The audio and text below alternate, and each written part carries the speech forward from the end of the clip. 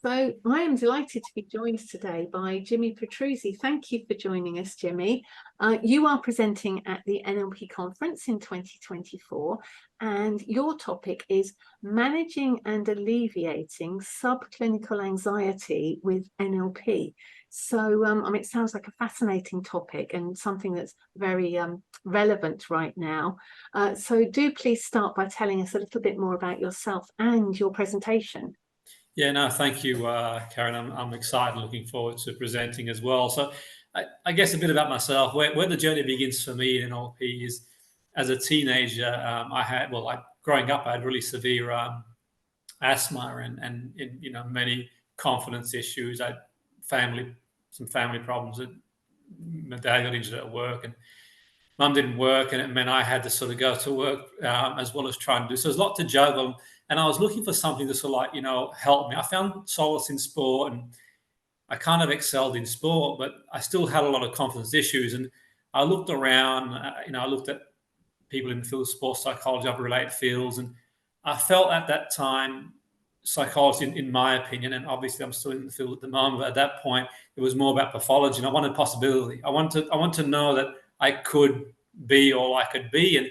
And someone told me, it was my brother actually said, there's a guy who's doing a seminar in Sydney. He's called Tony Robbins. He gave me the book, and I thought, well, it's not going to do any harm to go watch him. And I know, love him or hate him, obviously we've got different opinions, but it kind of drew me to sort of and I went to the seminar. I thought, this was it was an amazing experience. That 17, 18-year-old I was at the time, and I found that he did, something called NLP, and I thought, well, let me find more about that. And I just searched everything. I just looked at everyone, and at that point, it was sort of still getting a lot of traction. Really, it was known, but obviously it's sort of come a long way since then. So I looked at everything I could. It wasn't like now where you had like the internet and you had to just go out there and word of mouth and find books. And I was just fascinated, and it kind of took me to the world of hypnosis, and it had made a massive impact in my life. It really did. It gave me a lot of confidence, and people know who practice NLP know how powerful and effective it can be. So I then became a lifelong learner. I, traveled many places, and I sort of was lucky enough to compete and work in sport. But I also always had this thirst for knowledge, and my journey of lifelong learning, and I sort of studied many modalities and obviously psychology as well. And it's been a really fascinating journey. As it stands at the moment, I'm quite fortunate with a balance of different areas. I'm quite diverse in what I do. I lecture as an associate. I lecture in the field of psychology as an associate. I do like one-to-one work as well as I work with specific sports teams. The teams I'm working with at the moment predominantly, the Australasian Soccer Academy. We do like Zoom sessions every couple of weeks. Barnsley Women Football Club as well. I'm dropping every week. There's a semi-pro club not far from where I am called Baker, and I help out a little bit at Shoes, but I've got a stable of play. So I'm heavily involved in sport, although sport isn't the only thing I do. I work with people in general, and I like to write books and articles. I just really enjoy doing that, and I have my hand in radio too. So it's quite a broad area, and NLP really underpins and has underpinned a lot of the work I do. The seminar, the way that came about was for my master's in neuropsychology. I did a research project on mindfulness and subclinical anxiety, because I have got a keen interest and passion for mindfulness too. My preference would have been to do, and I've been honest enough about this, hypnosis or NLP in that area for the research project, but unfortunately I couldn't get the supervisor. So for me, I ran with mindfulness. But whilst I was doing that, I always had sort of, one eye on how I would use NLP or hypnosis for that area. And obviously, like you mentioned there, as things have developed in the world that we live in, we know that the world's gone through a lot of different, a lot of things over the last few years. And I found myself thinking, okay, let's sort of, bring things back up in terms of assignments and work. And that's when I thought, okay, here's an opportunity to sort of put together a protocol, because I was doing it even prior to that and helping people who got performance anxiety. So where performance anxiety in sport is more about an event, a game, or could be outside sport, a presentation, or could be just doing an exam, something specific. I felt you've got this subclinical anxiety, which is similar to, I guess, general anxiety, albeit with general anxiety, you can get a diagnosis and help, and other types of anxiety, which I won't go into all of them. But with subclinical anxiety, people don't generally get the help unless they seek for themselves. So I thought, here's a great opportunity to reach as many people as possible, where it's appropriate to implement some of these NLP techniques to help people. And that's, pretty much a long story short, really. It's a journey of about 30-something years, really, in 5 minutes. Wonderful, thank you. So, what practical learnings will delegates get from attending your session? Yeah, that's a great question. I think that's really important for the learners to sort of, be aware that there are some very specific learning techniques. So from an NLP paradigm perspective, what I aim to do is provide a framework where they can utilize in obviously the appropriate circumstances. But the areas that, obviously, long story short, but the areas that I'm going to focus on is language. For example, anxiety, turning a noun into a verb. So anxiety becoming a process.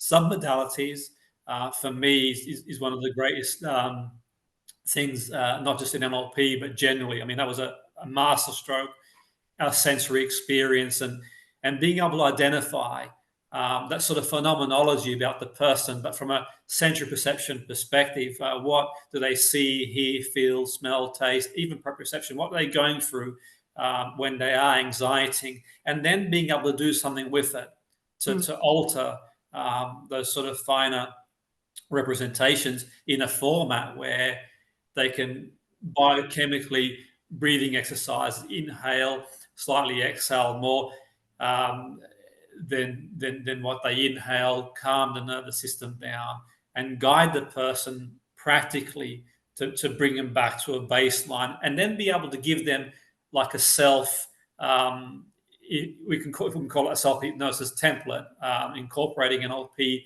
where the person that they're working with can go over that, and that can help them. And that's what I've done for a long time as well. So I've given we can do the session, but also the people who come to the seminar, I've got a template to give their clients appropriate to help them with that. Because I find that with anxiety, it's kind of like it hits people like a bolt out of nowhere, really.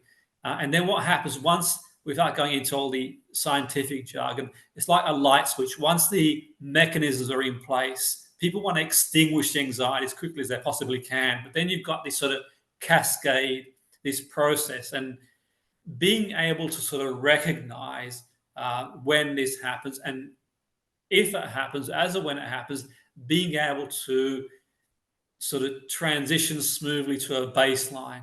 Yeah. And equally, there's also the possibility, by using the hypnotic phenomena and NLP, to disconnect, reassociate, reframe. So in my experience of working with people, like, for example, with sort of phobia, it's about disconnecting, disassociating from the current association they already have. And this is an example I use sometimes. When I did on BBC Radio Manchester, this woman, Margaret, she was in her late 60s, and she was looking to go back to swimming after 56 years. And she tried everything. And the original radio show was about her sort of reducing in weight, if we could find emotional eating. But she felt that if she could go swimming again, then that would have a big impact on her socially. So when you're socializing, you're not sort of, it has a big impact emotionally. And she felt she could book a holiday after many years. So she was in her 60s at the time, and she had an open mind. And I used timeline and NLP, as well as the phobia technique.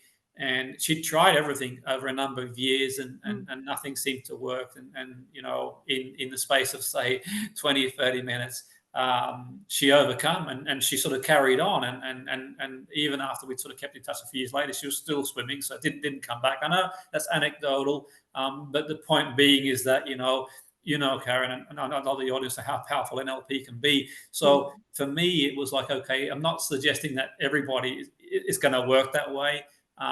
But for me, some of the techniques that we sort of go through, they're not intrusive in the sense that, okay, we can give them a go. If you're working with a client, it's not for them, they can always say, well, okay, this is not for me. And if we can sort of like extend that comfort zone and sort of even cherry pick certain elements of the phenomena to help the person, then we can start to move forward. So I don't want it to come across as like it's panacea, it's one size fits all. And I want the seminar to illustrate that, okay, as a practitioner, back yourself and be your own self and see if you can adapt it to the person that you're working with where it's appropriate. Obviously, it's not a substitute for people if they do need sort of clinical support or if they are having that. But equally, if someone's in a situation where they've looked at every angle and they've been assessed and there's no sort of medical issue for anxiety, they don't have any sort of diagnosis and they're still feeling this sort of sense of subclinical anxiety, which I'll go into more detail in the seminar. From a practical perspective, they've got these tools and techniques, you want to call them that, to potentially help people overcome the issue, and if nothing else, at least water it down, and that's one of the key things around the seminar. Yeah, absolutely. Thank you. So, is there anything that delegates can do before they attend your session to give them a deeper understanding or a better experience during your session? Yeah, I mean, they're more than welcome to sort of drop me an email through the NLP conference or directly if they choose to do so, and I'm more than happy to send them some pre-reading. Just around things like subclinical anxiety, what it is, and other things to take in consideration, really. But if they sort of, beyond that, if they choose otherwise, then I think just having a sort of, depending on what level of NLP they are, and if they sort of, read through submodalities, reframe, and just a bit of reinforced learning or revision, really, will probably help them a long way towards. When we go practical, I'd like to sort of like, minimize theory, because theory tends to put people to sleep. So I want to really go practical. So if they do get the opportunity to go through some of the theory if they want to, but also just revise some of the practical elements as well, then that'll probably go a long way to we can hit the ground running and sort of go from there. Wonderful, thank you. So, so what inspired you, Jimmy, to want to present at the conference? Yeah, no, I'm really excited about it. I've presented a couple of times before, albeit it's been more around the area of sport. I think I'm sort of kind of stigmatized as being the sports coach, really, and that's probably because I've worked for so long in the area of sports, but I do a lot outside that as well. And I love the conference, Karen. I really do. I think there's great people. My experience of presenting at the conference, previously, there's no egos. Everyone's friendly. I know a lot of people, obviously, who present at the conference too. There's great people. I've worked with people who are presenting at the conference, and I've learned from some. I hope some of them have learned from me. So, no, it really is a fantastic place, and I like the atmosphere of the conference. It's a safe place, and you can ask questions, and it's a really, really friendly environment, really. And obviously, NLP is a passion of mine. I think that the two together, the way the conference is run is professional, it's friendly, people are quite helpful, and there are no sort of egos amongst any of the presenters at all. They're down to earth, they're friendly, and you can ask questions. And I think it's a great opportunity for me to share some of the knowledge I've learned over the years, and sort of hopefully people will take one or two things away from me as well. Absolutely. So thank you. And just to remind those watching, Jimmy is presenting at the NLP conference in February, the virtual conference, on Sunday, the 11th of February at 11 o'clock, which is GMT. The clocks won't have gone forward by then. And as I said, your presentation topic is managing and alleviating subclinical anxiety with NLP. So thank you so much for your time today. Thank you. It's been a real pleasure, and really looking forward to your session in February. Thank you, likewise.